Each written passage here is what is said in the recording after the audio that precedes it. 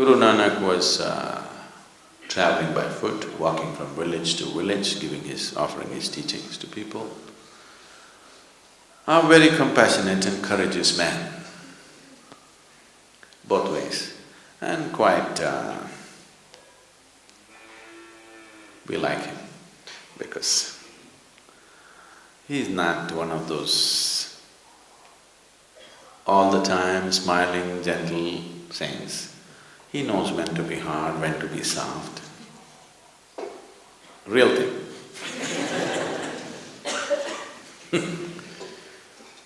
So one day, he happened to be a guest in a home of a very rich man in the area.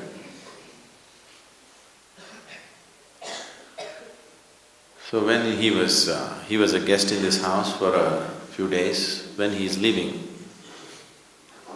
he gave this man a needle, a sewing needle. He gave this needle and said, "You keep this with you.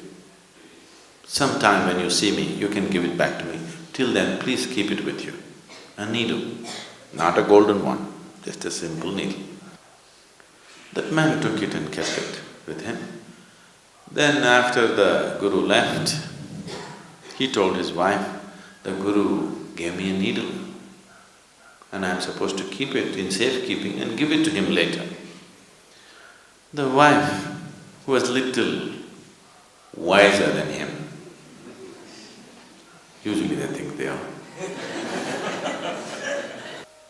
said, "You fool, why did you take a needle from a Guru?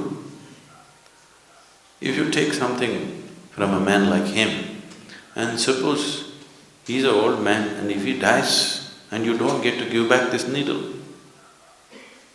what will you do? You will be in debt forever. Taking a needle from a Guru, why did you take it? You should not receive anything from a man like him. What we offer is fine, never take anything from a man like him. And if he dies and goes away, you can't carry this needle to heaven and give it there. It is not possible to take the needle to heaven and return it there. So you will be in debt forever and ever and ever, and you will not be able to wash off that one karma, and it may mean 1,000 lifetimes. This is not a good thing. Just somehow find him and return it to him immediately." So the man started trekking behind the Guru. The Guru walks fast. But slowly, after a couple of months, the man caught up as to where he is. And then he said, "Oh my Guru, I don't want to carry this needle with me because just in case you're an old man, if you die, and I will be left in debt forever. And I know I cannot carry this needle to heaven and return it to you there." So, Guru Nanak said, "So you know that you can't carry this needle to heaven. You know that, right?" He said, "Yes." "Then when you know this, that you can't carry a needle, what are all these things that you're accumulating? You will not be able to carry any of that. If you can't carry a needle, definitely you can't carry anything else." Then the man got the message. He fell at his feet and he went back home, sold everything that he can sell, just kept what is needed for his family, for him and his family. And the rest, because the whole society was poverty-stricken, so he went about building whatever was needed for the well-being of the people around. All these days, people were living in poverty, he was going on accumulating. The world is a limited space. This planet is a limited resource.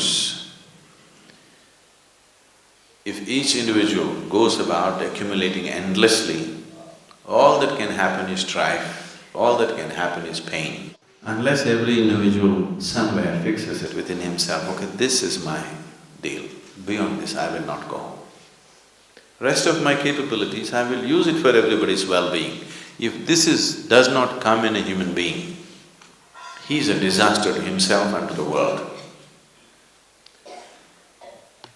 The disaster on this planet is not earthquake, not volcano, not a tsunami. The true disaster is human ignorance.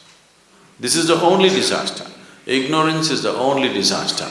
Enlightenment is the only solution. There's really no other solution, please see. So, spiritual process, if it has to become alive, this is not about renunciation. This is just about living sensibly. Wrong words have been put by external scholars. There is no such word as renunciation in any of the Indian languages, if you don't know this. Yes? There is no such word as renunciation in Sanskrit language. It is the outside scholars who come and say, oh, this man has renounced. No, he's embraced the whole universe and you think he's renounced. That is your understanding, because you cannot think of life without possessing this one part of the planet is mine, without that you cannot live. Somebody has embraced the whole universe, so he did not think he has to gather it because all the stars belong to him. The whole galaxy belongs to him. He did not think it is necessary for him to gather something and keep it in his bag or in his bank. It did not arise, it did not occur to him. This is not renunciation. So understanding life from an inner perspective, not from an objective sense, because objectively whatever you perceive is only good enough for survival. You need a subjective perception of life.